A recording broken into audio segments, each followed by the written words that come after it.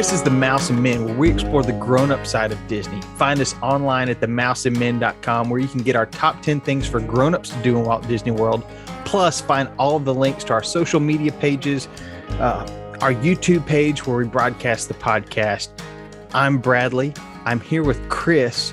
Chris, today we're reimagining, but it's not really Disney property. We're reimagining movie theaters. You know, maybe it's gone to our heads that we think that we are such big shots. We don't have to have that Imagineer badge with our name on it, even though Chris, we're now realizing, is the name that you give to people with a name tag if they don't have a name or something like that. If you don't want to go by your name, it's like Chris in Orlando or something like that. But even though we don't have those, we still take it upon ourselves to reimagine what we think would be good for attractions, rides inside the Disney parks. And our conversation has been growing since last week's episode with the whole Scarlett Johansson and the suing of Marvel/Disney because of how they handled things with the theatrical release. And so we thought, with some of the conversation that we were having, let's continue on with that and reimagine what we would do if movie theaters continue to decline like they have been, especially since COVID has hit the stage. Yeah, and you know, this kind of all originated out of conversations we were having last week while we were at a convention called Podcast Movement. It's the world's largest podcast convention. Thousands of podcasters get together and just learn about podcasting. We totally nerded out. But at lunch one day, you and I started talking about, okay, what's the future of movie theaters? And we started reimagining movie theaters, continued the conversation with some of our friends there at Podcast Movement, and realized this is something that a lot of y'all would enjoy too. So if you're tuning in on YouTube, you notice I do not have a fancy background because I have a guest with me today. My son is watching something on the iPad, eating Doritos in my background. So he's going to be joining us as we reimagine movie theaters as well. So let's get right to it.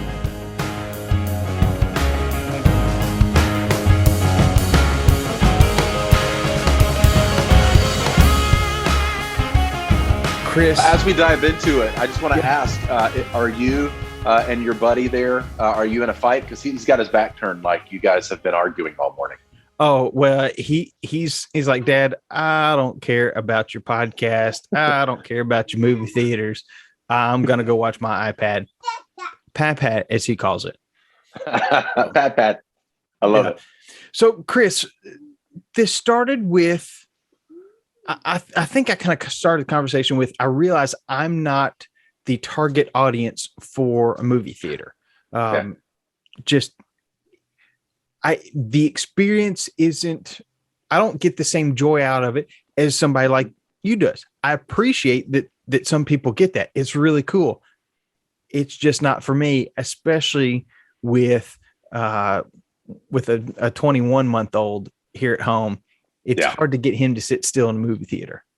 Yeah. And you know, again, some of these conversations that you and I have had off of microphone, we realize that that part of it is preference and part of it is just season of life, that you and your family are in a season of life where it's just not conducive to sitting in a room where you're hoping that you and your party are quiet so that other parties in the movie theater can enjoy the same experience you are. And we've been there too. Now having teenagers, the last couple of years, we've really found a resurgence of going back to the movies because now our kids are old enough to sit in their seats, to sit quietly, to watch the show, to be interested in some of the same movies that my wife and I are interested in. So we love it. And we love the experience communally between the four of us with all the other people in the room. And we love just the big options that you get, like the big, huge IMAX screens and the surround sound and all of that.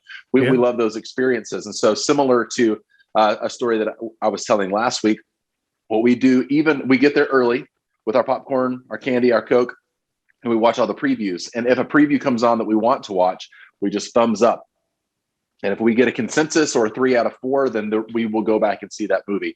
If we get a consensus thumbs down that, 3 out of the 4 of us don't really want to go see it, then we'll either wait until it is on a digital format or we just won't see it at all for whatever reason. So we really love seeing it. But again, this has been a recent return for our family because now our kids are old enough to enjoy the process of sitting in the seats.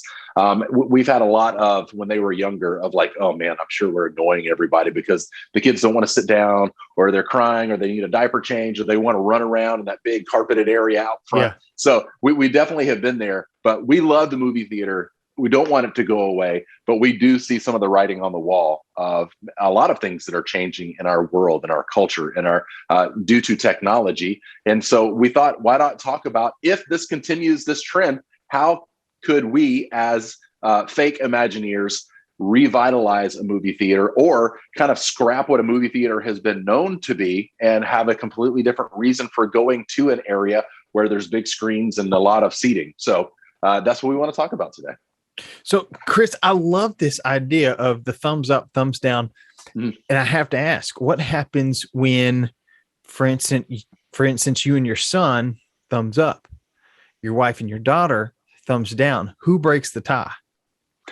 In that instance, it's kind of a conversation between my son and I, like, hey, okay, the girls, they don't want to go see this movie. Do you want to go see it? Just me and you? Like, we can have a dude evening where we go get some wings or go get a burger and then we go to the movies? Or do we want to wait until it comes out digitally?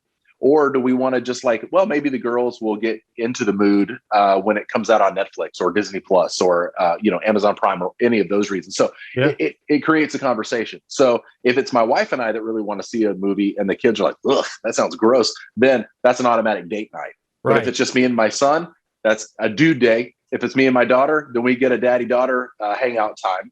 And so we kind of play it like that. I love that. So, Chris, for reimagining this series, we've got some rules. We're throwing all of those out because it used to be what's a cost-effective way that Disney can update this? What's something that brings in Disney IP? What just totally reimagines it? You can't really bring in Disney IP to a movie theater. So all the rules are being thrown out today. So let's get right into it.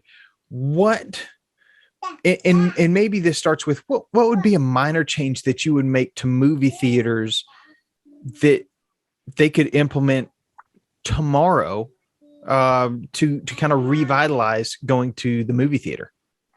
So for my first stepping into this conversation, I thought, if we're trying to just get people back in the seats, then it would be a nice thing to do to just make the barrier to entry lower than it currently is.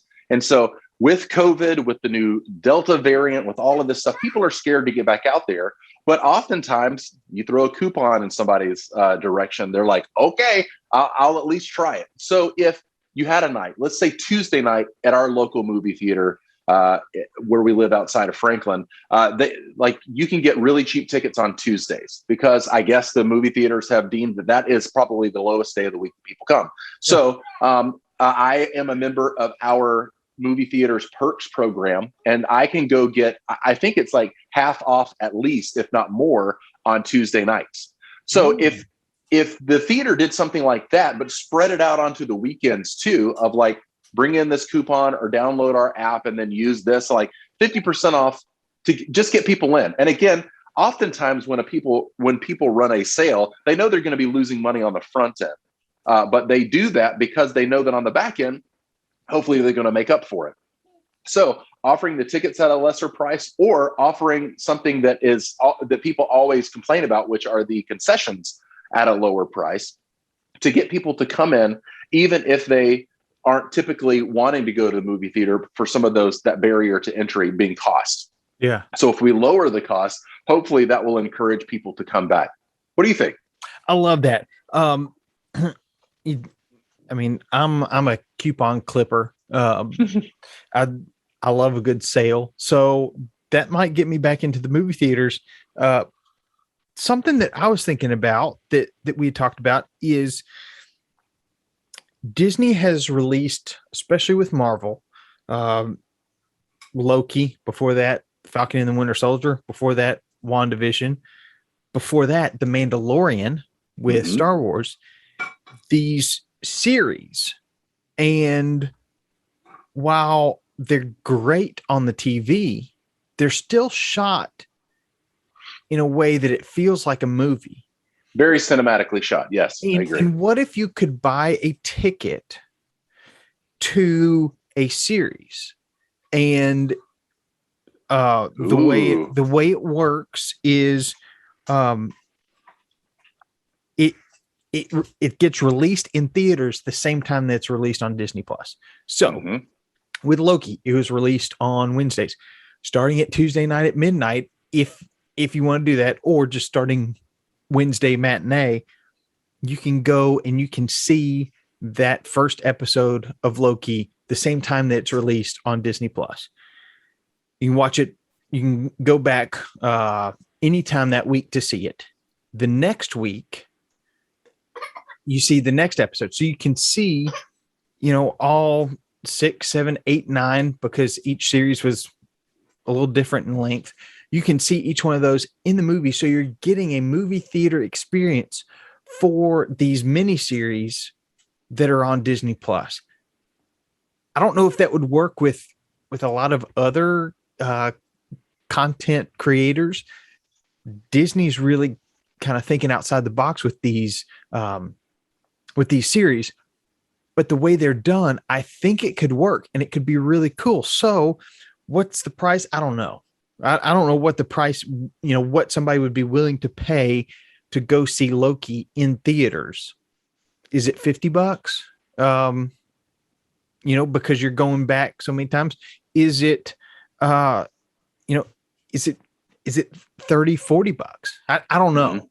But I feel like some of these series just aren't done justice unless you see them in a movie theater, because they're just done so well. Yeah, I've heard somebody like I think it was Quentin Tarantino recently was talking about a movie experience versus a TV experience, and someone was asking him specifically, like, could you have released something like his latest film, Once Upon a Time in Hollywood, as a series, and so it comes on a Netflix or a Disney Plus for a limited run? That, like, if he thinks in his head, okay, I'm making this 2.5 to 3 hour movie, but I have to edit it down to those parameters. But if it was a series, then he could have a 10-hour series of Once Upon a Time in Hollywood. And for a Quentin Tarantino fan like myself, I would watch all 10 hours of those and just soak it all up. The argument that I've heard him make to that is, okay, let's say that a studio gives me $500 million to shoot a movie. I don't know if would be the cost, but just for argument's sake, that he is then squeezing $500 million into a 2.5 to 3 hour film, or he's taken that saved $500 million and spreading it out over a 10 episode series. And so he says that the quality it has to be dumbed down a little bit. Now that is just a fixed amount for regardless if you shoot a movie or a series. It seems like that with Disney Plus and The Mandalorian and all of the Marvel Cinematic Universe shows, that it's almost like price is no concern, because they feel like, again, they're shot in a certain time length. And so that is more TV series, because none of them really go over an hour, but that doesn't mean the quality suffers. And so I understand Quentin Tarantino and his argument as to why he does not want to produce episodic television. He wants to create film cinematic experiences. Yeah. But I feel like that with something with deep pockets like Disney and Disney Plus, that it doesn't matter if it's the Star Wars or the Marvel Cinematic Universe. You're gonna put in the time and the money to make it look to the quality level that you want. So I think this would be perfect, because what if you're like, okay, every Friday night at 7:30, they show the new episode of WandaVision, and I can't wait to see it. And my favorite thing right now is to go see it in the theater, because I know that my buddy also is going to be there at the 7:30 showing, and it's this communal experience. And so it takes out even watching TV from just your living room or your man cave or wherever you are to more of a communal. Hey, look at all of us. All of us Star Wars fans got together to watch Mandalorian, or all of us Marvel fans are watching WandaVision. And how cool is that? I love that for the communal aspect of it. And I would pay to go do something like that. Absolutely. Yeah. I mean, it'd be fun. I think, if you miss one, say you're on vacation, can't get to it. Well, also, if you go on vacation and I'm, the ticket's probably done through the app. You just scan a QR code, something, and it says, "Oh yeah, you've got the, almost like Premier Access. You've got the access to Loki. It lets you in. You go see that week's episode of Loki. Who cares if you go back and see it multiple times? Because that probably just means you're buying more concessions. So, plus, if it's a big chain like Regal or AMC, if you're on vacation in Florida, just go find a nearby movie theater that's Smart. AMC or Regal or whoever you purchase your ticket through, and you can see it there on vacation as well. Or if you're just feeling under the weather, maybe you got the COVID, you just watch that week's episode on Disney Plus, get caught up that way. But I think it would be cool. Very cool. Especially, into Quentin Tarantino's point, I got to think that the budgets are a little bit different for series. And even if you've got limited budget, The Mandalorian did this cool thing where they created this huge LED screen to create all the backgrounds so that you're not having to work in front of a green screen all the time. You've got this background, you know where you are, but they kind of, I don't know if they were the first ones to do it, but they used some new technology to shoot this stuff. And though I haven't seen it, I've heard amazing things. Again, I haven't seen it, not because I don't want to, but because I'm trying to find a time that I can get down to Walt Disney World to see Galaxy's Edge before I dive into all the Star Wars stuff. So we've gone over a couple things. Chris, what else would you do to movie theaters to help revitalize people going? Okay, so step 2 of 3 for me in revitalizing movie theaters is that what I realized during COVID, I kept getting emails to me from AMC, which is our local movie theater, about, okay, so the movie theaters themselves were closed for months and months and months, millions and millions, if not billions of dollars lost. And so they were trying to make up for it by I would get an email every couple of days like, hey, we've got a new thing here that you can come and pay for to stream. It's essentially any of the new movies they still were offering through AMC, but as a digital download so that then you could watch it from AMC's movie service, much like an iTunes or go to Amazon and purchase it or wherever you purchase movies these days for yourself. And this got me thinking that like, okay, so the biggest issue that movie theaters have is a real estate problem, because they have all of these buildings that are just sitting empty and no residents to come and to buy rent in their movie theaters. And so how that happens is, one, a distribution company like Disney has a movie. They rent out certain spaces to show their movie in local movie theaters until the business kind of trickles down, and then they release it digitally. That was kind of the old model. They couldn't do that during COVID. And so I thought that like, okay, eventually these places like Regal, like AMC, if there is not more help done, there are going to be businesses that are starting to go out of business. And so if movie theaters are not necessarily in the business of showing movies, because that's how the businesses like Disney make their money, the theaters themselves, they're a real estate company that essentially rent out spaces to show your movie, and then they sell concessions, and that's how they make more money. Yeah. And so they make a little bit off the ticket price, but they have to share it with the Disneys of the world. But they really make their money on concessions. If these places start going out of business, what's stopping a company like Disney from being a majority shareholder of some of these companies like AMC? And then it's like AMC is now AMC Disney or Disney AMC. So now Disney owns the real estate where they are showing their stuff. And so my second thought is maybe the next iteration of all of this is these big organizations like Apple, like Amazon, like Disney, like all of these, like HBO Max. They come in and they actually purchase the movie theaters themselves, and then they can do whatever they want to with it. They can show all the Disney movies. If you've got a multiplex of 20 screens, you can have a different Disney experience / Marvel / Star Wars / Avatar in all of the different places. And then you can rent it out to other businesses that are also wanting to show their movies. So my second idea is that looking at the sign of the times, maybe these things are going to start going under, and then companies like Disney's or Amazon's or Apple's, then they go into the real estate business and purchase the movie theaters themselves. And then they can do whatever, then they can encourage people to watch it on Disney Plus or to come into their theaters for a reduced rate because they already own the theater anyway. So Right. that's my thought, is like looking at reality and seeing maybe what is going to happen in the future, that maybe it would make sense for a Disney or an Amazon or an Apple to gobble these things up like they do with all sorts of other industries as well. Thoughts? Yeah, I like it. Disney could do that, and then they've got the ability to, maybe it's a Disney Plus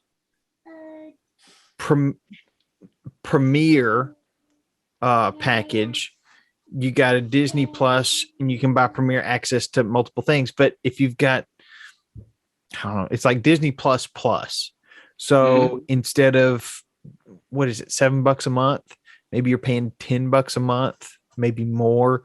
And now you get not only to watch it on screen, but because they own the movie theaters, now I can go see Loki, or I can go see Jungle Cruise, Black Widow, Cruella. I can go to the movie theater and see it there. No additional purchase necessary because I'm already paying them monthly. I just scan my QR code on the way in. If I don't have that, I can still buy a ticket just like I did before. But yeah, I can see if Disney buys that up, they can do some creative stuff with it.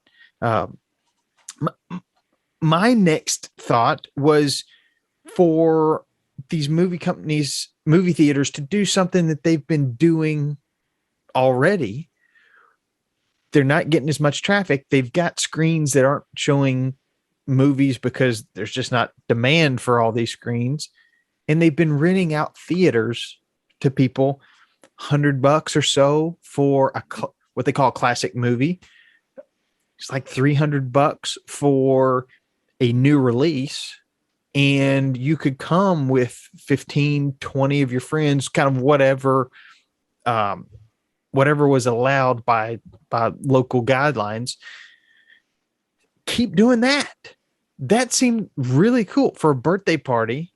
Hey, let's go rent out a theater to watch Cruella, to watch Black Widow, whatever it is. Or let's go watch Back to the Future. Who wouldn't love going and seeing Back to the Future back in the theaters? I know several people who went and saw that particular movie Me too. in the theaters that way.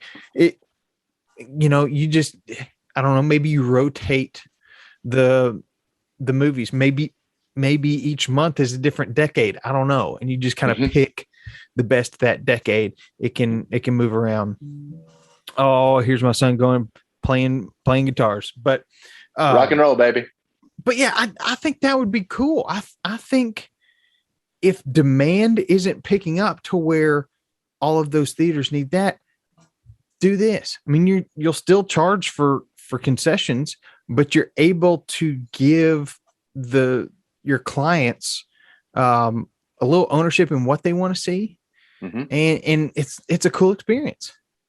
Yeah, I knew somebody who, even during when COVID was raging, their birthday came along. Their favorite movie of all time, or favorite trilogy, is Back to the Future. And so their wife purchased for them a movie theater showing Back to the Future, and they invited all their friends who came in, and they socially distanced themselves into place. And then they watched his favorite movie for his birthday with all of his friends who he hasn't gotten to see in person because of COVID. They all watched Back to the Future. And how cool is that? Like, I'm watching this huge screen, watching one of my favorite movies, and this is just for me. Like, I was able to, just like in a menu, you pick out, I want burgers and fries and a drink. He's like, I want Back to the Future, popcorn and a Coke. And what a wonderful evening. And if you have several people that come with you to go see the movies, In my case, let's say I could do that for $100. That's essentially $25 a ticket for me and my family to have a whole theater to myself to go watch one of my favorite movies. Or every person that I invite to come in, it's just that much less it costs for each person to come along. Yeah. And again, the more people that do come to those instances, but buy popcorn, that buy Coke, the theater still has the opportunity to make money. That is an excellent idea. And I really want to try this. I actually do. I haven't done it yet, but I want to. And kind of to be with that is renovating these theaters. The one near us is like 20 screens or something like that. And they're big screens. They're not IMAX. I don't think they're IMAX. They may have one or two, but they're big screens. So maybe you keep the big one or two big screens if necessary, but the other ones make into much smaller screens. It's still a movie theater experience, but it allows you some more flexibility, smaller theaters for, maybe it's 25 seats for renting out, or, movies just aren't getting that much traction in theaters. So maybe you only need 25 or 50 seats for a new release because you're only getting so many people at a time. And then you can rent out the bigger ones for have a whole pricing scale where if you want somebody who wants that experience and they want to fork over $500 for their family of 5, fine, whatever. So I think some remodeling could make that really cool. Also, going back to point 1, if you're going to watch Loki, there's probably not as much demand for that. Smaller theater, may only be a couple of you in there. 25 seats is going to be just fine. So I don't know. I think it'd be cool. I might go try that just to see what the experience is like. So Chris, what's part 3 to your three-part process? Okay, so part 3 for me is something that we kind of discussed ourselves a while at Podcast Movement. And I love that we have now name dropped both Podcast Movement and Quentin Tarantino into one episode because that just makes me happy because I love both of those. But the third part would be to think about, as a movie theater, what essentially it is. Hey, buddy, that a movie theater ideally is a place where people gather for a shared experience. And so for 99% of the time when you're at a theater, you're going to watch a movie. But there are other things that people will gather for that aren't just movies. And so if movie theaters were not necessarily only in the movie business, but they were in the business of collecting and gathering people that have a shared interest and letting them all be together to experience that whatever they're into, that would be something cool. And so that opens up anytime people gather, sports, watching sports, going to church, watching TV shows, concert experiences. All of these things are ways that people gather. And think about something like Coldplay. They have a worldwide release of a new album, but they don't necessarily just release it like on a YouTube or something maybe on the small screen, but they say, go to your local movie theater. We're going to be releasing this on a huge IMAX screen with this beautiful sound system. And we will listen to it track by track. And in between the tracks, the band themselves will come on screen and talk to you in a way that you don't get if you're just watching it on YouTube or if you just have downloaded the album. It is a communal experience with all of you and your fellow Coldplay fans, and you get to watch that together. How cool would that be is if I was doing that at the same time as other people around the world? So that's one thing. Going back to our multiplex 20 screen place, that there are different size screens, like you alluded to a minute ago. What if there are several different churches that meet on a Sunday morning at a movie theater, like they already do? This is not necessarily a new concept because I've seen this before, but it's like, okay, but the big church, they get the big IMAX theater, and some of the smaller churches, as they're growing, they are in some of the smaller theaters. And as they grow out of these spaces, they don't have to then go find a new space necessarily. They just step up and rent the next largest thing. And so it allows for companies or businesses like churches to start where they're at and to slowly grow, and the space kind of grows with them. Or if they decide they don't need as much of the space, they can take a smaller space and it still feel like this intimate, full gathering, because now we're not in the 500 seat theater. We're now in the 300 seat theater, where it feels like now we're all closer together and enjoying this. For you and I, we're huge SEC college football fans. Think about every Saturday when your team starts to kick off, that you are there with nothing but a bunch of other Tennessee Volunteer fans, and you all watch it together in the theater. How fun that would be. And you're right outside, or you're like a button away from having somebody bring you snacks, bring you drinks, all of this kind of stuff. So these communal experiences, whatever they may be. And I think that we're just scratching the surface with like concerts and sports and churches. Yeah. I think the opportunities are endless. And I think that they could thrive in air-conditioned, large, dark spaces that we're all going to be paying attention to the same screen. I think the sky's the limit with stuff like that. Yeah. It would take some interesting marketing to get it to work out, but I really do think that it could work out. Yeah, and it sounds like Juju agrees with you. Really cool. Juju. So I love it. The idea of watching my favorite football team, especially if your local team is playing in the Super Bowl, in the conference championship. Hey, come watch it in the theater. That would be really cool. My last thought is kind of going back to what movie theaters have been doing, but putting a little bit of a spin on it. So we go to Sonic, Chick-fil-A, I don't know where else, and I'm using the app, and I'm making the purchase at home, paying for it, and then running to the nearest location to pick it up. You can order all sorts of things through the app, then go pick it up. What if I'm sitting in a movie theater? And now I understand that screen brightness and stuff kind of throws off the movie experience, but maybe it's got an auto dimming feature. Who knows? Technology can kind of figure itself out there. Yeah, like a night mode or something like that. Yeah. Maybe their app defaults to night mode, white text on a black background, but you've got the concessions menu. Ooh. And so you're sitting there, and your son is a growing boy. He's eating all your popcorn. He certainly has done that. I want to go get more popcorn, but I don't want to get up out of my seat and miss part of this movie because I may miss something important. So I pull out my phone, and while I'm still staring at the screen, I just refill my popcorn. And I'm thinking, when you first walk in, you find a seat, you sit down, you scan your QR code or whatever's on the seat so that they know in which seat you're sitting. So you hit, I need a popcorn refill. And maybe I'm thinking like you pay, I don't know what's appropriate for a family for $20 for concessions, maybe 25, and you get refills. So you can say, I need another popcorn and I need another large Coke. And because they know where you are based on the seat that you scanned when you sat down, 2 or 3 minutes later, someone walks in with your popcorn and Coke and hand it to you right there. You can have, if we're talking about these smaller theaters, maybe you've got somebody waiting on 1 or 2 theaters by themselves. Because how often are people going to be refilling stuff? But it's kind of that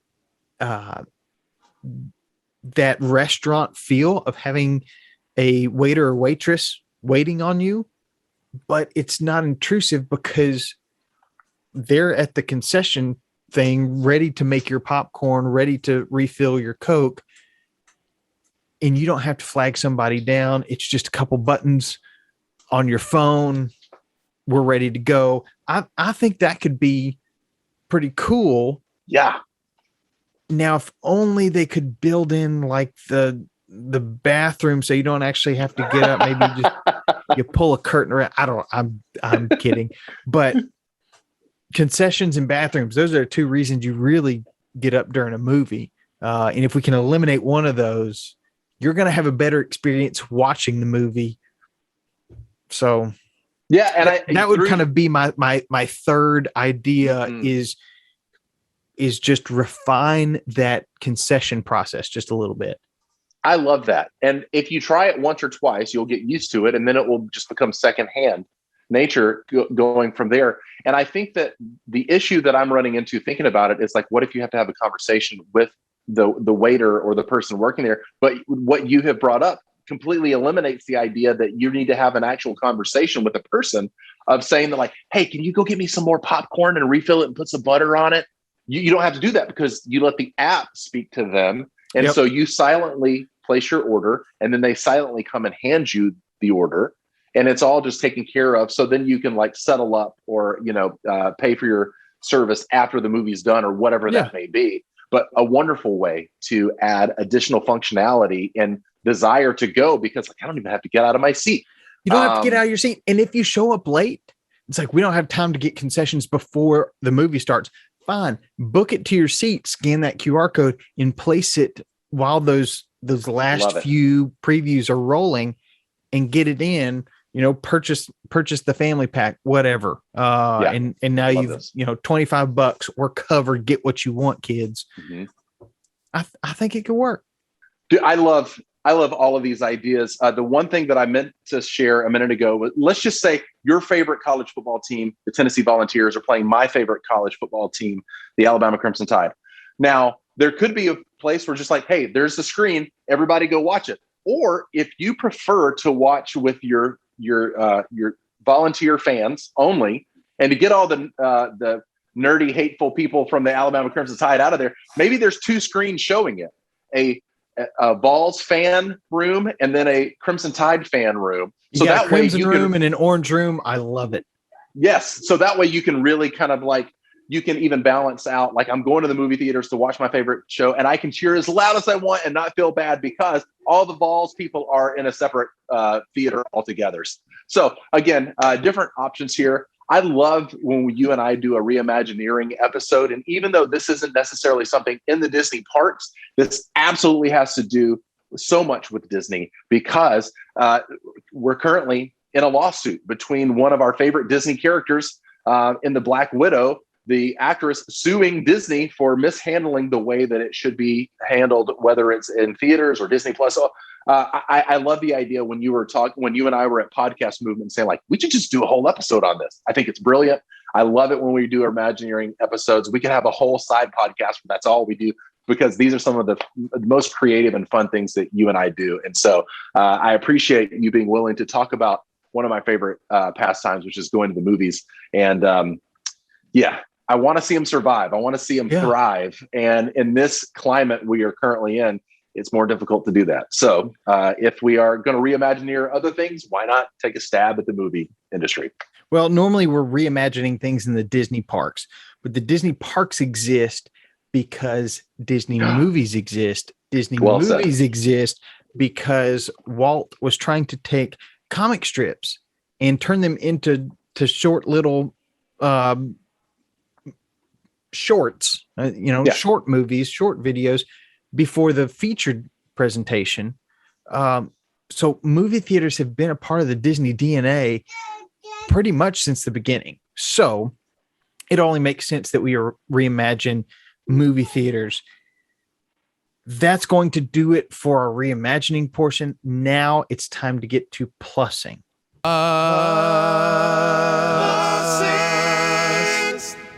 And plussing this week, I mean, we're not going too far.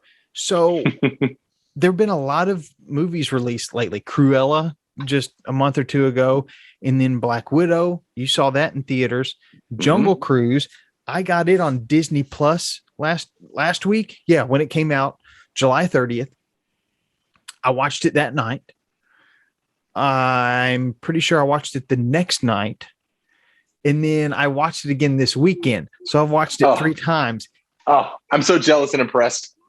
It's definitely one that you should watch in theaters. It's just so much fun. So plussing this week is pick a movie and go back to the theaters if theaters are your thing. Yeah. And again, I love the idea that even between you and I, who we have so many shared passions, that the movie theaters mean something differently to both you and I, who are both avid movie watchers. It's just not always in attendance at a movie theater where you have your preferred experience. And I love that because I think that movie theaters, they had a place as digital and streaming has continued to build speed. There's still a place for theaters out in the world. And some of those that we had mentioned today, maybe they are something completely different than a movie, but it's still a communal gathering of people that have a shared interest that they're going to pay attention to, a singularly focused thing like a movie or a TV show or a sporting event or a preacher or whatever it may be. I think that there's so many options, but while we still look at those buildings and call them movie theaters, go watch a movie in them because it is so much fun. And yes, the concessions are outrageously priced.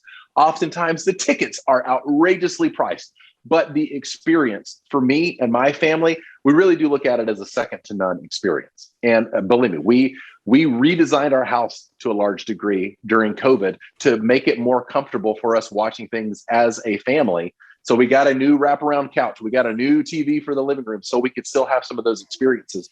But there is something special to our family. And maybe it's because we've got that habit of going to the theaters. We love going to the theaters. And so encourage everybody, go back to the theaters, wear a mask if you need to, but commune with fellow humanity and enjoy a nice viewing experience. And why not make it Jungle Cruise? Because I've yet to see it. But if you've seen it 3 times, I know I'm going to at least need to see it once. Because if you say 3 times is worthy, I got to check it out. So I'm pumped to go and see Jungle Cruise and see Jungle Cruise in the theaters.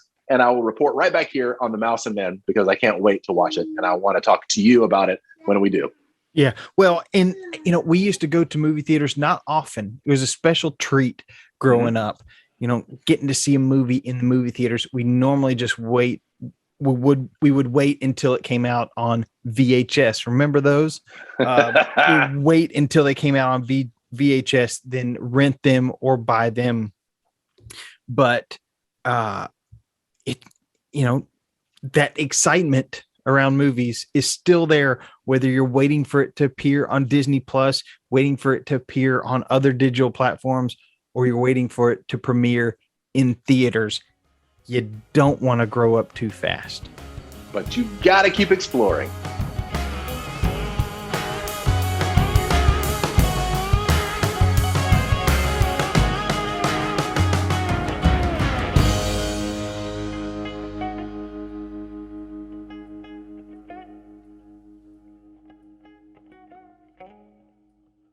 Juju. Yeah. You eat a banana like you're King Louis feeding Mowgli in the Jungle Book. Here, have a banana. Boom. Have 2 bananas. Boom, boom. Juju, can you wave to Uncle Chris? Hi, Mr. Juju. Oh, can I see your banana? Banana? Where'd Dad go? Dad. Hey, Dad. And if you just tap the screen, it doesn't disappear. Yeah, I'm playing around with it now, and I completely agree. Yeah, even though this is only our 3rd time reimagineering something, that this is something off property, and so it doesn't really follow the rules as a typical attraction would inside the parks. Yeah, and I mean it's so cute. He's got this plate that's shaped like a teddy bear. Kind of looks like it's shaped like Mickey Mouse, but he's got Doritos. So he'll slide over there, get a Dorito, and then slide on his butt back to watch the iPad. So I'm scooching, and then he scooched back. There he goes. I gotta get a chip. Okay, now I got it. He's just lounging. What is this? He's so funny.